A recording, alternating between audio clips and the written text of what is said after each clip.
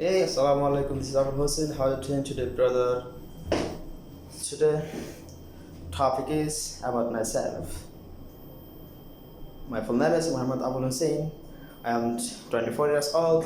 I am single. My father's name Muhammad Islam Dabari. And don't want to say my mother's names. And I am from Bangladesh, but I live in Bahrain.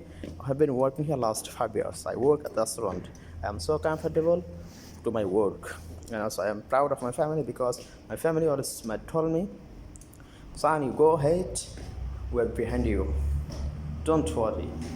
Don't worry. You do anything, no problem doesn't matter. But try to help you. We're here to help you. No problem doesn't matter. And pleasure. And don't thinking about negative people, thinking about physical, then you'll find the way.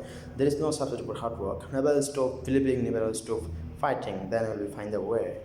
And don't be shouting with the neighbor and respect other people and with your family. And good behavior also with your family and your neighbor and other people and with your friends. Thank you so much, brother. Thank you. See you the next time. And also, how are you doing today, brother? How's everything going on? Everything is okay, brother?